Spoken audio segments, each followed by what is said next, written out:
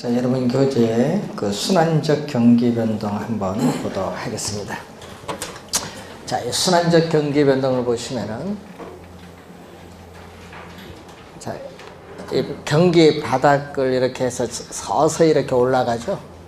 자, 이런 형태가 부동산은 반복이 되는데, 이 바닥, 경기 바닥을 통해서 회복 시장의 국면은 이렇게 느리게 진행이 돼요. 그래서 정상을 통해서 내려오는 후퇴 시장의 국면은 빠르게 진행이 됩니다. 그래서 이 두 국면이죠. 이 국면은 부동산 가격이 뭐한다? 상승하는 이 국면을 우리는 확장 국면이라고 하고, 이 국면, 부동산 가격이 하락하는 이 국면은 무슨 국면이냐면은 수축 국면이라고 합니다. 자, 이때 회복 시장이 있고, 또 여기는 무슨 시장이죠? 일반 경기에, 호경기에 해당하는 상향 시장 국면. 자, 여기는 일반 경기에, 불경기에 해당하는 하향 시장 국면인데, 자, 지금 이 국면이 어떻게 돼요? 이렇게 네 개의 순환 국면이 이렇게 되풀이돼서 반복이 되고 있어요. 이 되풀이돼서 반복이 되는 이것을 우리는 전문 용어로 순환적인 변동이라고 해요. 순환적인 경기 변동인데 몇 개죠? 지금 네 개의 시장, 하나, 둘, 셋, 넷, 네 개의 순환 국면이 계속 반복이 되고 있다. 자, 네 개의 순환 국면이 계속 반복이 되고 있다는 겁니다. 자, 이 하향 시장은 어떻게 돼요? 부동산 가격이 지속적으로 하락을 해요. 즉, 후퇴 시장이 계속, 우리가 부동산 가격이 후퇴 시장에서 계속 밑으로 내려오잖아요. 일반 경기에, 불경기에 해당하니까 부동산 거래는 극히 저조하고 부동산 가격은 지속적으로 하강해 가는 국면의 시장이 하향 시장입니다. 그래서 전체 임대 면적 중 임대되지 않은 면적의 비율을 전문 용어로 공실률이라고 해요. 많이 듣죠? 공실률은. 여러분이 공실률은 경기가 안 좋을 때 뭐가 된다? 최대가 돼. 최대가 되지만은 건축 허가 신청 건수는 어떻게 될까요? 건축 허가 신청 건수는 뭐가 돼? 최소가 되지. 경기가 안 좋으니까 건축 안 짓잖아요. 최소가 됩니다. 그러다가 가격이 점점 하락하다가 바닥을 통해서 올라가는 회복시장의 국면으로 접어드는데, 회복시장이 이렇게 서서히 진행이 돼요. 그렇기 때문에 부동산 가격도 아직 낮은 수준에 있기 때문에, 바닥을 통해서 올라가니까 아직도 낮은 수준에 있기 때문에 부동산에 대한 투기적 요소가 개입을 하기 쉬운 국면의 시장이 회복시장입니다. 그래서 이 회복시장에서는 우리가 건축 허가 신청 건수는 이제 바닥을 통해서 올라가니까 점점 뭐 한다? 증가를 하지. 증가하고, 또 공실률도 뭐 한다? 우리는 감소를 해요. 그리고 건축 자재의 수요도 증가하고, 고객이 중개업소를 찾는 빈도도 늘어나는 게 회복시장 국면. 그래서 우리는 회복시장에서는 개별 부동산별로 회복되는 것이 일반적인데, 그래서 회복시장에서 점점 가격이 상승하는 국면에 접어드는 상향시장에 접어들면은 부동산 거래는 활발해요. 부동산 거래는 활발하고, 또 공실률은 뭐가 되죠? 여기서는 최소가 돼요. 최소가 되고, 건축 거래는 활발하기 때문에 건축 허가 신청 건수는 뭐가 된다? 최대가 되는 게 상향시장. 이 상향시장을 넘어서 내려오면 후퇴시장으로 접어들면 거래는 한산하고, 공실률은 또 뭐 한다? 증가를 하겠죠. 또 건축 허가 신청 건수는 또 뭐 한다? 감소를 하게 되는 국면이 후퇴시장. 자, 이런 흐름을 기본적인 것만 봤어요. 뭐 자세한 건 나중에 보고 공실률, 건축 허가 신청 건수 위주로 해서 한번 확인해 봤는데 문제는 이게 되풀이돼서 이렇게 반복이 된다는 겁니다. 근데 이 점선 보세요. 이 점선을 기준으로 오른쪽이 경사가 급하고 점선 기준 좌우 비대칭이에요. 그래서 변동의 대칭성을 보면은 자, 부동산 경기 변동의 특징에 변동의 대칭성 있잖아요. 그걸 보면은 우, 경사, 뭐죠? 점선을 통해서 우, 경사, 좌우 비대칭의 구조다. 이 말은 회복 시장은 느리게 진행되고 후퇴 시장은 빠르게 진행되다 보니까 우, 경사, 비대칭의 구조를 가지고 있어요. 변동의 대칭성에 있어서. 자, 이 순환적 변동이 지금 보고 있는데 문제는 여기서 주의해야 될 거는 26회 시험에 이런 질문이 나왔거든요. 부동산 시장은 회복, 상향, 후퇴, 하향 시장 외에 안정시장이 있다. 이렇게 나왔거든요. 맞는 질문이죠. 왜냐? 여러분이 이것은 부동산 경기의 4가지 순환 국면인데 문제는 부동산 시장은 이 4개의 순환 국면 시장 외에 일반 상품 시장에는 존재하지 않은 고유 시장이 하나 더 있어요. 그 시장이 무슨 시장이냐면은 안정 시장이라는 게 하나 더 있어요. 일반 상품 시장에는 존재하지 않고 부동산 시장에만 존재하는 고유 시장인데 이 안정 시장은 이 순환 국면에서 분류가 되는 시장은 아니라는 거. 그리고 안정 시장 말 그대로 이렇게 해가지고 부동산 가격이 이렇게 안정적이거나 약간의 가벼운 상승을 가져오는 시장이 안정시장입니다. 그러면은 과거의 거래 사례 가격은 현재, 자, 과거의 거래 사례 가격은 현재 새로운 거래 사례에 있어서는 어떻게 돼? 안정적으로 오기 때문에 신뢰할 수 있는 거래의 기준이 돼. 과거의 거래 사례 가격은 현재 새로운 거래 사례에 있어서 안정적으로 있기 때문에 신뢰할 수 있는 거래의 기준이 된다. 뭐 그런 내용을 하나 확인해 두시면 되겠죠. 자, 우선 요 내용인데 여러분 거기 앞에 89페이지 보시면은 위에 자, 89페이지 위에 보시면은 뭐가 나오죠? 그게 89페이지인가? 87페이지인가 모르겠네요. 87페이지가 되겠네요. 위에 보시면은 다른 형태의 경기 변동이라는 게 있어요. 자, 이런 부동산 경기는 이러한 순환적 변동 위외에 순환적 변동 위에 다른 형태의 경기 변동이 나타나죠. 우리가 계절적 변동, 무자기적 변동, 그리고 장기적 변동인데 시험에는 이 두 변동이 제일 많이 나와요. 자, 여러분 부동산 경기에는 순환적 변동 위에 다른 형태의 경기 변동인데 계절적 변동은 계절이 가지는 속성에 의해서 나타나요. 우리나라는 1년을 단위로 했을 때 봄, 여름, 가을, 겨울 우리나라는 좋아요. 사계절이 뚜렷합니다. 자, 그런데 이 계절적 변동은 이 계절에 따라 정기적으로 나타나는 경기 변동입니다. 자, 여러분이 겨울철에는 어떻게 돼요? 땅이 우리나라는 얼죠. 건축하기가 쉬울까요? 어려울까요? 어렵습니다. 그래서 겨울철 건축 경기가 둔화되는 것은 매해 발생하는 현상. 이것은 계절적 변동. 자, 그리고 또 여러분 대학가에서는 우리 방학 기간 동안에 대학가 인근의 원룸주택의 공실률은 증가합니다. 이게 또 매해 발생하거든요. 이런 현상도 무슨 변동? 계절적 변동. 시험 문제는 사례가 나와요. 아, 사례가 주었을 때, 아, 요거는 어느 변동 판단하시면 돼요. 자, 그리고 무자기적. 여러분이 우리 랜덤이란 말 많이 듣죠? 랜덤이 뭐예요? 뭐 쉽게 랜덤이라면 얘기 많이 하는데, 뭐, 우리, 그 있죠? 어디 가서, 홈플러스에서 여기 넣죠. 그래서 미서 하나 쫙 뽑아야 될 거 아니에요. 예를 들어서, 랜덤, 무작위로 뽑는다. 그냥 번역한 거야. 랜덤, 무작위적 뽑는다. 이런 것을 번역 그대로 한 겁니다. 여기 무작위적 변동인데, 그래서 용어가 어려워서 시험에 잘 내는 것 같아. 예기치 못한 사태.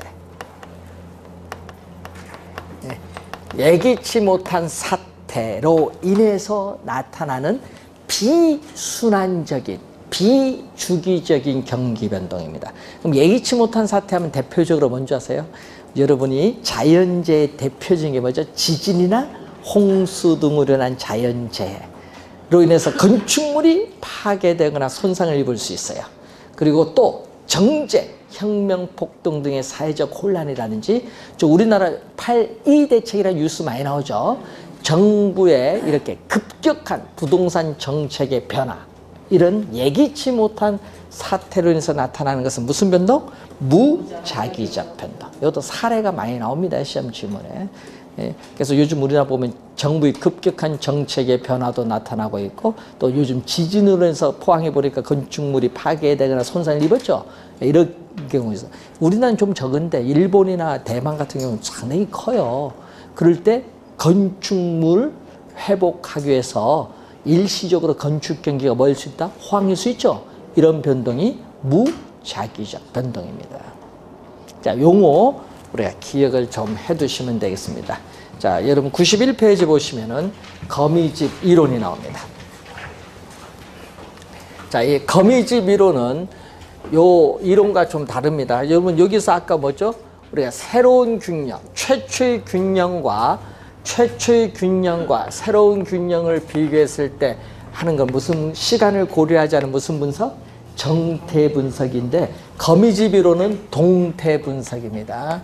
그래서 여러분 에치 캐리라는 학자가 있습니다. 자, 이 에치 캐리라는 학자에서 나타나는 이 거미집 이론입니다. 자, 에치 캐리라는 학자에서 나타나는 거미집 이론. 자, 거미집 이론은 우선 모든 시장에서 적용되는 것이 아니라, 농축산물 시장이라든지 우리 부동산에서는 건축물 시장입니다. 그래서 처음에는요, 농축산물 시장에서 나타난 이론을 이 건축물 시장에 도입을 한 거예요. 그래서 문제는 거미집 이론은 이 두 시장의 공통점은 뭐죠? 생산 기간이 뭐가 돼? 장기간 소요된다는 거예요. 생산 기간이 장기간 소요되는 시장이에요. 예? 그래서 이 농축산물 시장이나 건축물 시장에서의 무슨 상태?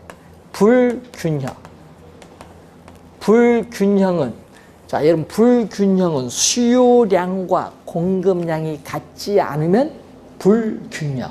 반대로 수요량과 공급량이 같으면 균형. 아까 배우셨잖아요. 수요량과 공급량이 같으면 불균형. 수요량과 공급량이 같지 않으면 뭐죠? 불균형. 그럼 수요량과 공급량이 같지 않은 이 불균형 상태를 수요량과 공급량이 같은 무슨 상태로? 균형 상태로 조정을 해줘야 돼. 이 불균형 상태를 균형 상태로 이 조정되는 이 과정을 어떻게 분석했다? 동태적으로 분석한다. 동태. 예? 동태적으로 우리가 분석을 한대. 자, 동태 분석은 시간을 고려한다, 안 한다? 시간을 고려한다. 변화하는 과정을 시간을 고려하는 거예요. 시간을 고려하지 않으면 정태, 시간을 고려하면 동태. 그럼 가정이 있거든요. 이 거미집 이론의 가정을 보게 되면은 우선 2017년도, 이 T는 기간이에요. 2017년도의 수요량은 2017년도의 가격에 영향을 받는다. 이것을 우리는 어떻게 표현하죠? 함수로 표현하죠. F는 함수 표시. 2017년도의 수요량은 2017년도 가격에 영향을 받는 거. 그럼 반대로 2017년도의 공급량은 전기 T-1 전기 2016년도의 가격에 영향을 받는다. 왜? 생산기간이 장기이기 때문에 공급에 뭐가 있다? 시차가 있기 때문에 그래요. 그래서 여러분이 가끔 옛날에 보면 마늘 파동, 배추 파동, 고추 파동, 이 파동이 많았죠. 한 해는 가격이 폭락, 그 다음에는 폭등, 폭락이 주기적으로 발생하는 것은 수요와 공급 사이에 뭐가 있다? 시차가 있기 때문에 그러한 형상이 나타나는 거예요. 여러분 바로 즉시 공급할 수 있으면요, 그게 안 나타나죠. 공급에 시차가 있어서 우리는 가격의 폭등 폭락이 주기적으로 나타나는 겁니다. 자, 그러면은 거미집 이론을 또 시험에 6번 정도 출제를 했나요? 거기 보면요, 시험 문제 우리 27회 시험에도 출제를 했는데, 이 출제할 때 항상 우리 6번 시험 다 출제한 게 있어요. 그러면 이 거미집 이론의 유형을 볼 때 6번 다 출제한 게 바로 뭐가 출제를 했다? 수렴형을 다 출제했어요. 왜냐? 수렴형을 6번 다 출제한 이유는 바로 이 수렴형이 무슨 균형이냐면은 안정적인 균형이다. 이 수렴형이 안정적인 균형이기 때문에 우리는 계속 출제하면 계속 출제. 거미집 이론 출제하면 계속 나온 게 수렴형. 그럼 수렴형만 잘 공부하시면 돼요. 자, 우선은 여러분이 오늘은 하나만 공부하고 다음에는 탄력성까지 연결시킬 건데 한번 볼까요? 이 가격 좋은데 수요곡선에 어떻게 돼요? 수요곡선의 기울기 이렇게 완만한 형태, 공급곡선은 이렇게 기울기가 급해요. 자, 이런 그림의 형태인데, 자, 이 그림에서 아까 배울 때 수요곡선과 공급곡선이 교차하는 이 점이 무슨 상태? 균형 상태. 그럼 균형 상태인데 이 점은 교차하지 않죠? 이 점은. 그럼 이 점은 뭐야? 불균형. 교차하지 않으니까. 그럼 이 불균형이 이제 갑니다. 이렇게 시간이, 이렇게 화살표는 시간이 경과하는 걸 나타내. 그럼 시간이 경과함에 따라 이 점으로 왔다가 이 점에서 다시 이 점으로 오고, 또 이 점에서 또 어느 점? 이 점으로 오고, 또 이 점에서 이 점으로 오고, 또 이 점에서 이 점으로 오고, 이렇게 계속 이렇게 안으로 들어가요. 되겠죠? 이런 형태를 무슨 형태? 수렴형. 불균형이 균형 상태로 조정돼 가고 있어요. 근데 이 모양이요, 이 모양이 여러분 거미가 밖에서부터 거미줄을 치면서 안으로 들어가거든요. 거미가 집을 짓는 것과 비슷하다고 해서 거미집이라는 명칭이 붙었어요. 수렴형에서 나온 겁니다. 거미집 이론이에요. 그래서 자, 수렴형인데 요걸 봤더니 수렴형은 뭐가 돼요? 수렴형은 수요곡선의 기울기는 뭐죠? 마이너스 기울기거든요. 자, 여러분 수요곡선의 기울기는 마이너스 기울기이기 때문에 뭐를 씌운다?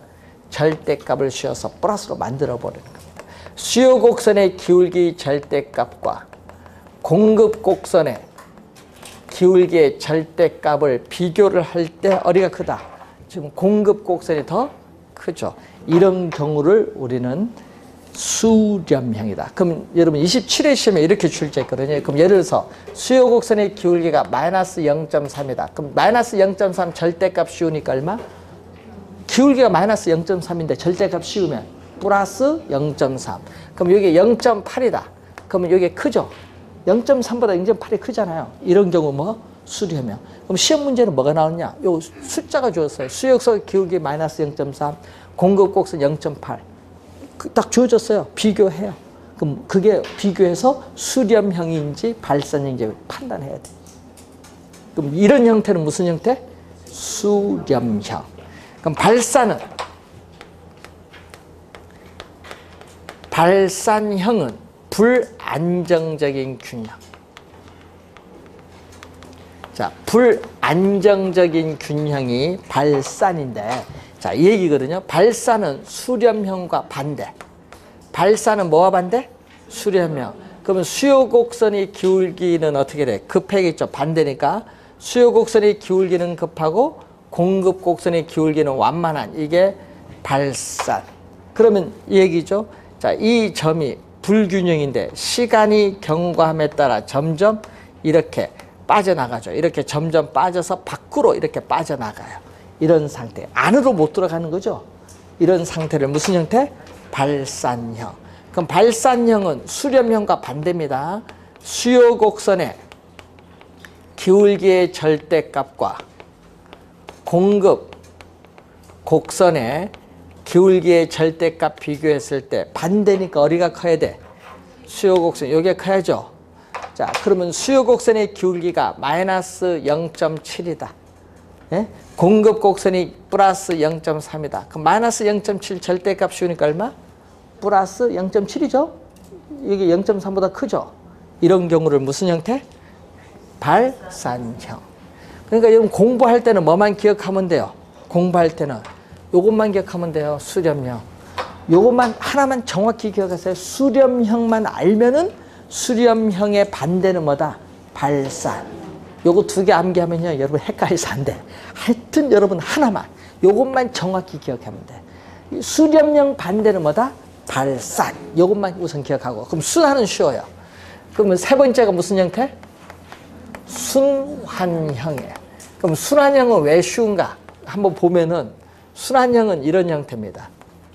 자, 순환형은 수요 곡선과 공급 곡선이 이렇게 주어졌는데 순환형은 이런 형태. 이 점이 불균형이 시간이 경과함에 따라 이렇게 가는데 이렇게 계속 뭐가 돼?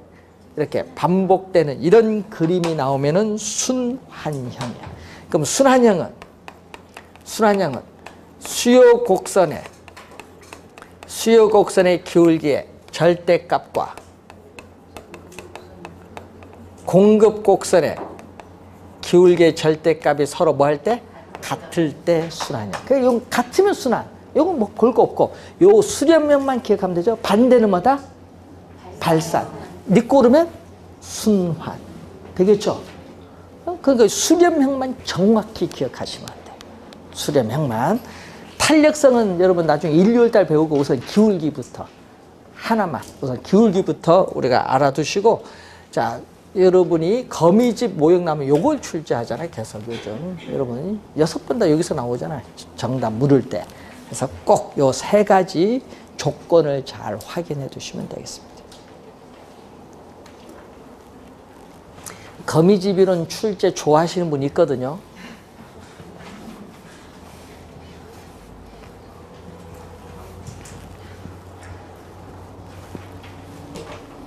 이분이 들어가면 꼭 냅니다. 출제.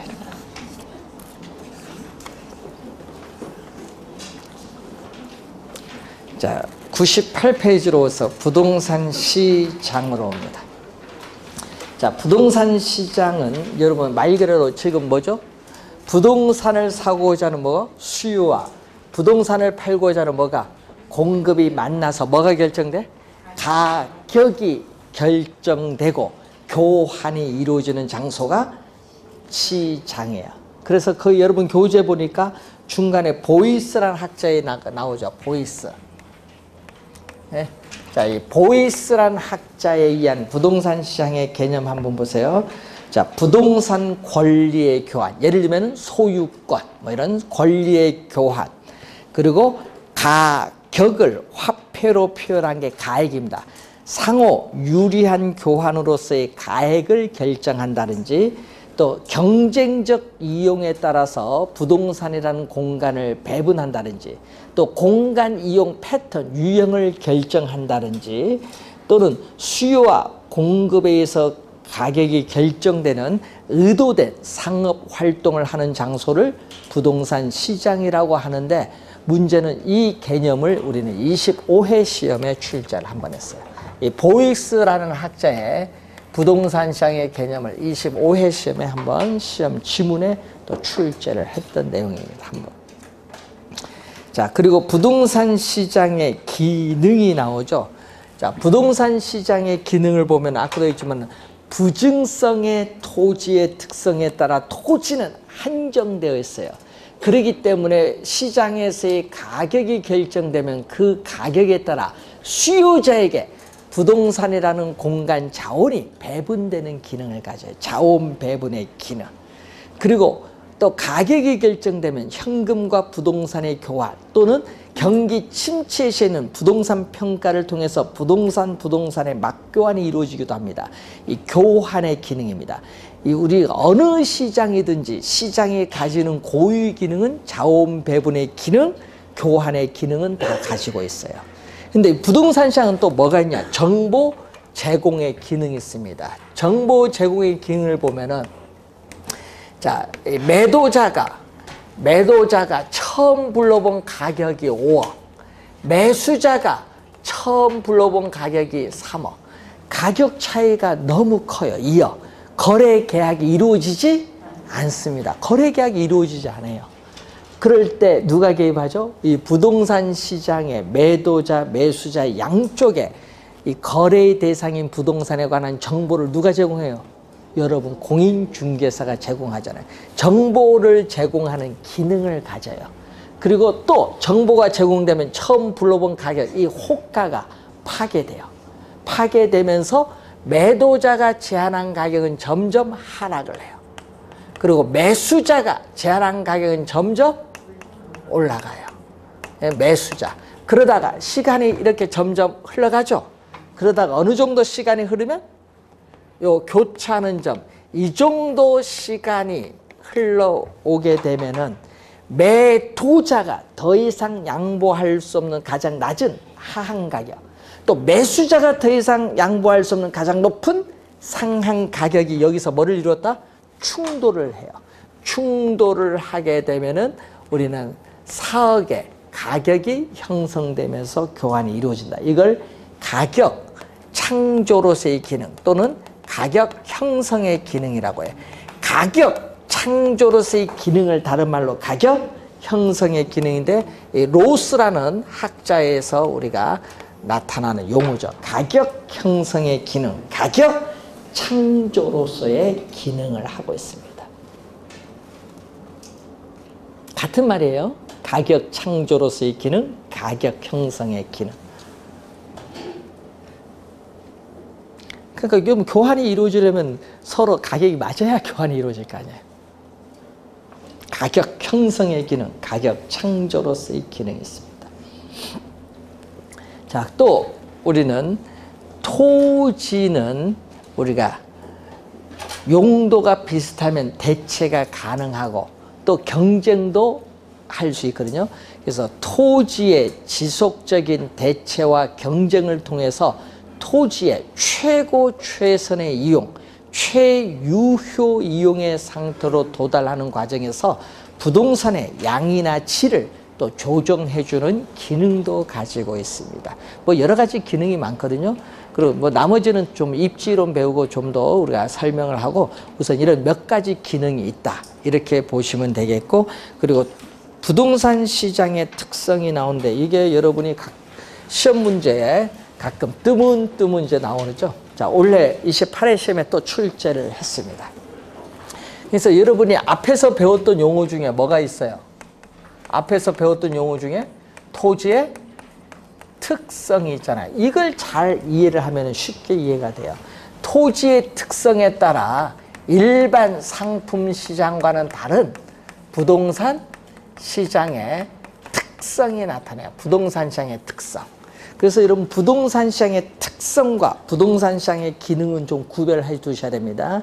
자, 특성 중에, 토지의 특성 중 대표적인 특성 중에 하나가 바로 부동성이죠. 움직이지 않는 거예요. 토지의 지리적 위치는 고정되어 이동시킬 수 없어. 움직이지 않기 때문에 어떤 시장이 형성되냐면은 국지적 시장. 국지적인 시장을 형성한다. 자, 토지가 속해 있는 그 지역 내로 어떻게 국한되는 시장. 그래서 토지는 공간이라고 배웠죠. 이 공간적 작용 범위가 일정한 지역에 한정되는 경향이 있는 국지적 시장을 형성하죠. 이 전국적인 시장이 아니라는 거. 국지적 시장을 형성한다. 자, 용어 하나 더 배울까요? 자, 예를 들어서 부동산 시장이 주어졌어요. 자, 부동산 시장을 우리는 마케트, 시장이 마케트거든요. 자, 이것을 예를 들어서 용도에 따라 주거용 부동산 시장, 상업용 부동산 시장, 공업용 부동산 시장으로 나누어질 수 있어요. 자, 이때 이 각각의 시장을 이 마케트에 대해서 서브란 말을 붙여요. 앞에 서브 마케트라고 해요. 이걸 서브 마케트. 이 각각의 시장을 서브 마케트. 그럼 또 주거용을 또 세분시킬 수 있죠. 뭐 단독 주택 시장, 공동 주택 시장을 또 세분시킬 수 있죠. 그럼 또 이 세분된 건 또 뭐라고 부르면 돼? 우리는 서브 마켓 더 세 번 했다는 얘기예요. 서브 마켓.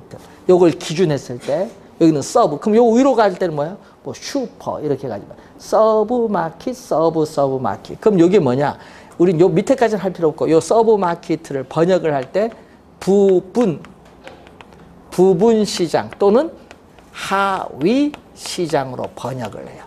자, 그래서 우리는 이 용도별이라든지 또는 권리 형태별에 따라 이 전체 부동산 시장을 이렇게 여러 개, 주상공, 여러 개 시장으로 나누어지는 형상을 우린 전문 용어로 시장의 분화란 말 써요. 시장의 분화.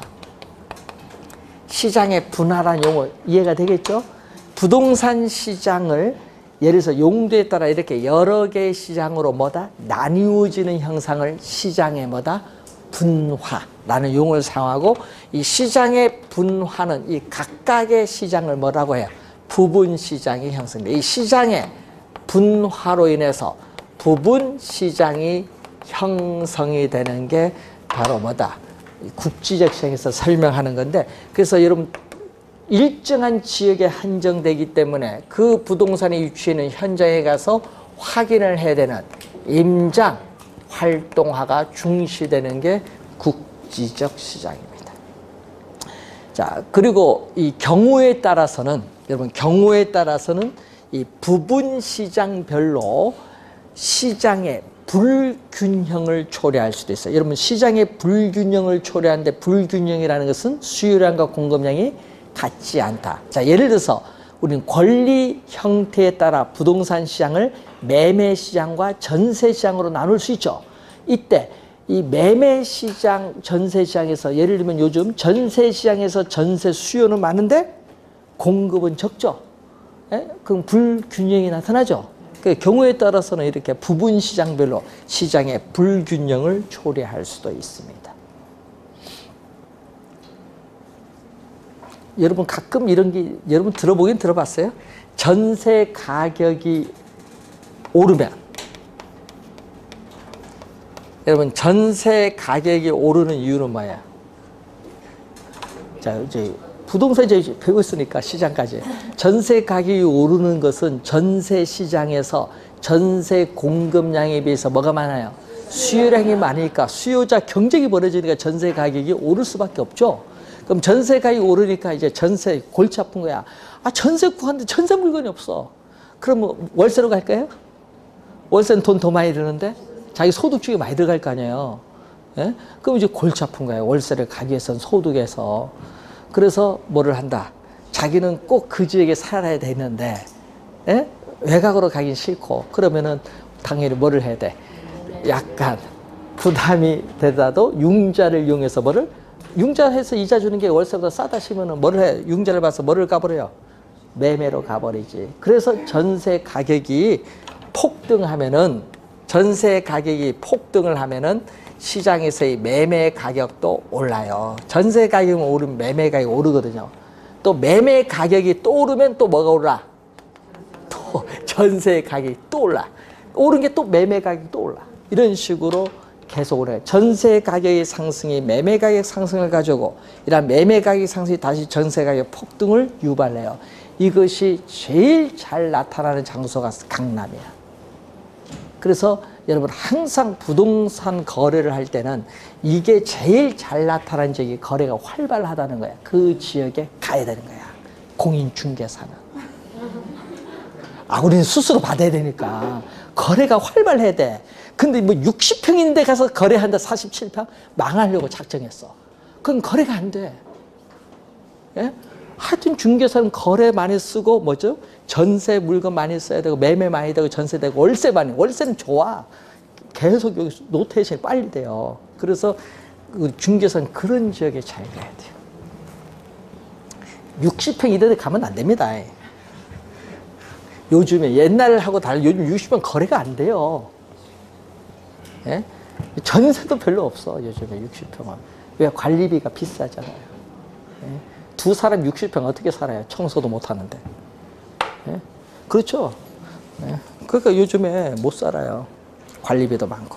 그래서 요즘에 시장 변화를 잘 보셔야 돼요. 그러니까 요즘 이런 현상이 나타나는 거. 이런 건 상식으로 좀 알고 다니십시오.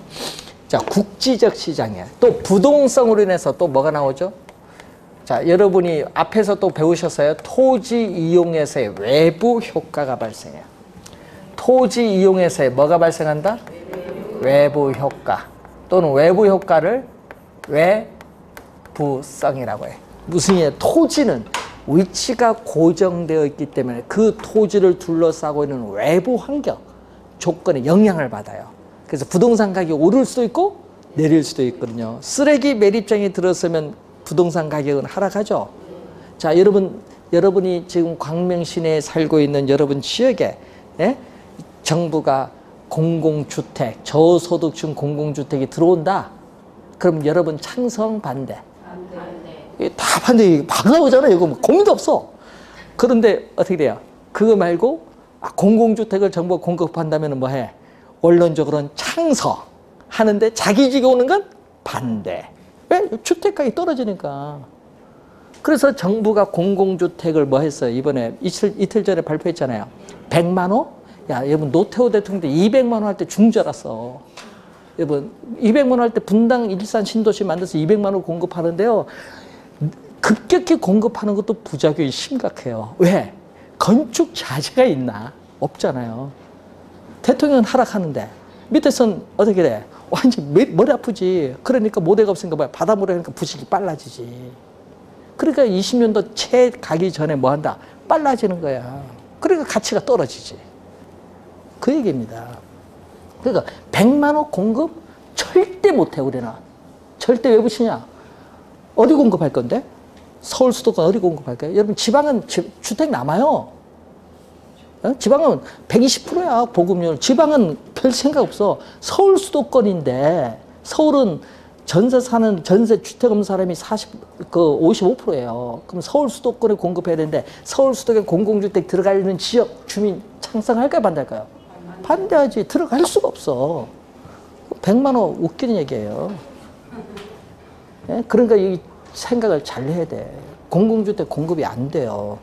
여러분 박근혜 이명박 정부에도 공급을 하려고 하는데 반대하잖아요. 옆에는 시흥 보금자리 주택 공공주택이잖아요. 들어가려 하니까 뭐 반대하니까 해지, 부천 해지, 다 해제야.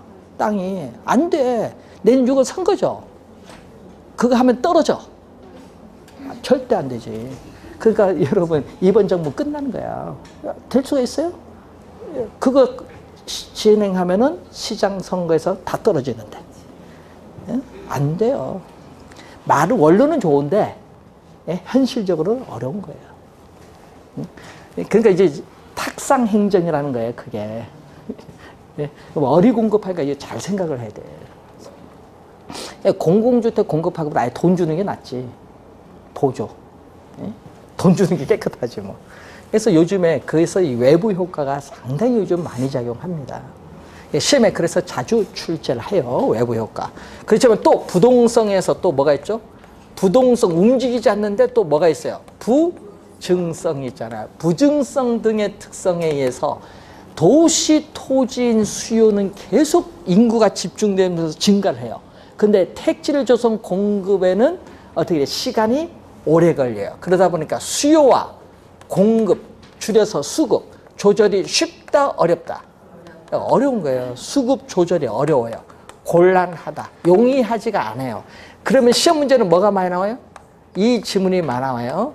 단기적으로는 공급이 안 되는 단기에는 공급이 어렵다 보니까 수요는 증가하고 공급이 어려우면 당연히 가격은 폭등할 거 아니에요. 그래서 부동산 시장에서의 뭐를 발생한다?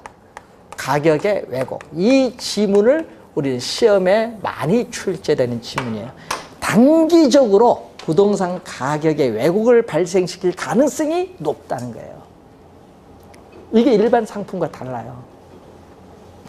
자, 이런 특성이 있고 또 부동산은 일반 상품과는 달리 가격이 비싸요. 비싸다 보니까 높은 가격을 지불할 수 있는 사람만이 부동산 시장에 참여할 수 있어요.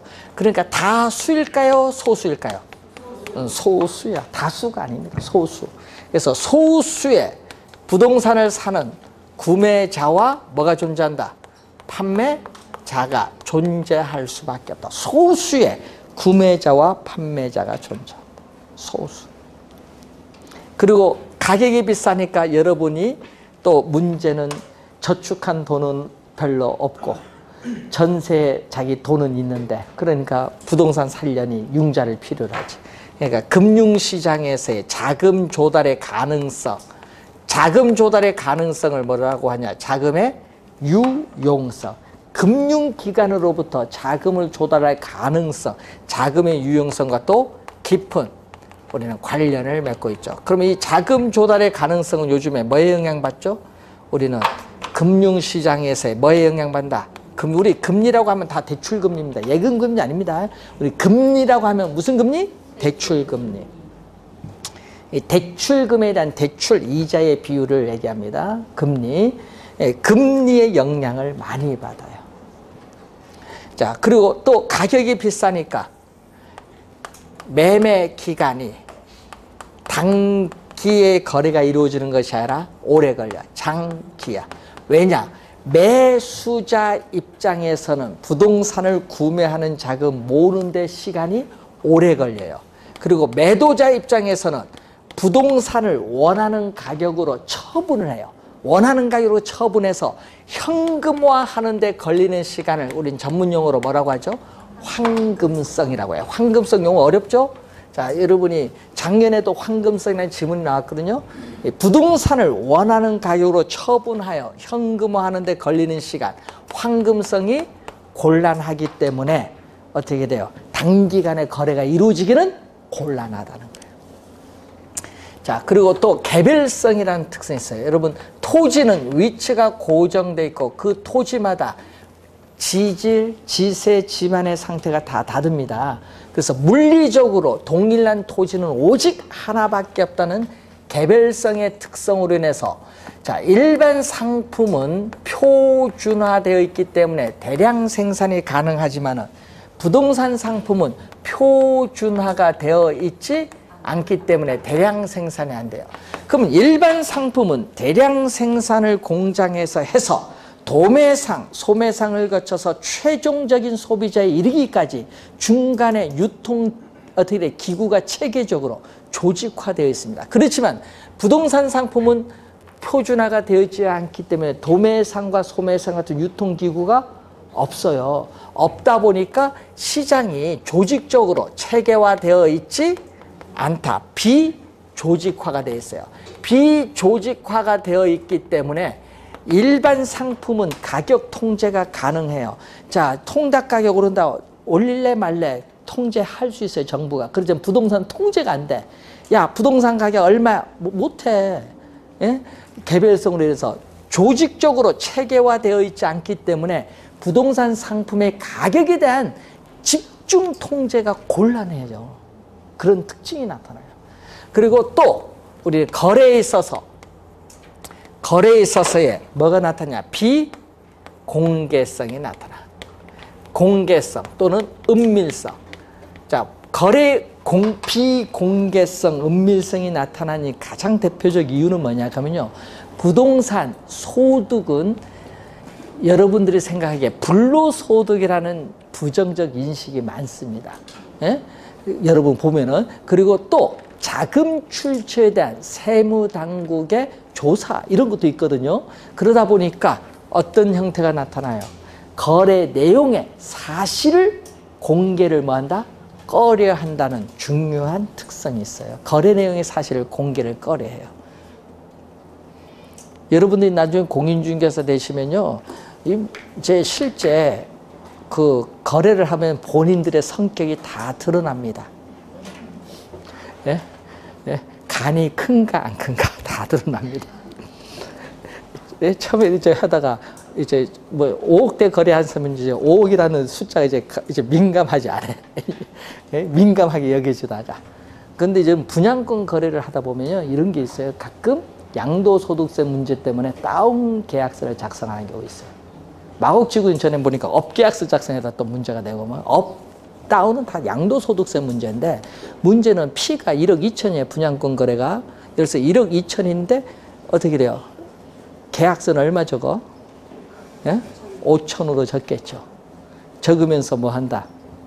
예, 파는 사람도 되게 1억 2천 받으면서 5천으로 딱 적고, 또 진짜 좀 공부 좀 한 사람은 저 사람이 이거 반드시 사야 되겠다 하면 뭘 해버려?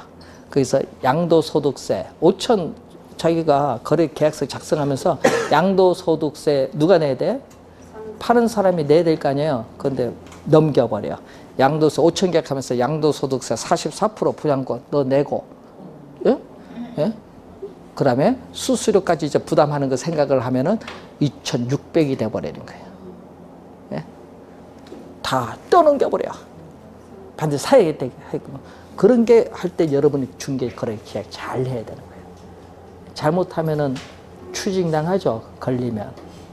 그러니까 서류에 아무런 하자 없이 잘 적어야 돼. 그걸 잘 하시는 분이 돈을 법니다. 우리는 서류를 보잖아요. 하자가 없어야지. 그래서 돈이 왔다 갔다 할 때는 현금으로 왔다 갔다 해야 되는 거예요. 수표는 추적이 가능하죠. 옛날 어떤 분은 3억 거래인데 3억 가만히 갖고 다니대. 롯데 그 잠실 그 거래할 때. 왜? 추적이 되니까. 돈 있는 사람 집에 다 금고 하나씩은 있어요. 현금 거래하지. 요즘 좋아요. 5만 원짜리 생겨서. 근데 만 원짜리 생길 때는 힘들었어. 만 원짜리 007 가방 2억밖에 안 들어갔는데 저 5만 원짜리 넣으니까 10억 딱 들어가요. 007 가방 하나. 상당히 좋아졌습니다. 이 거래, 부동산 거래는 현금 거래하는 게 좋습니다. 자, 101페이지까지 설명했고요. 자, 102페이지의 효율적 시장은 잠시 쉬고 시작하겠습니다.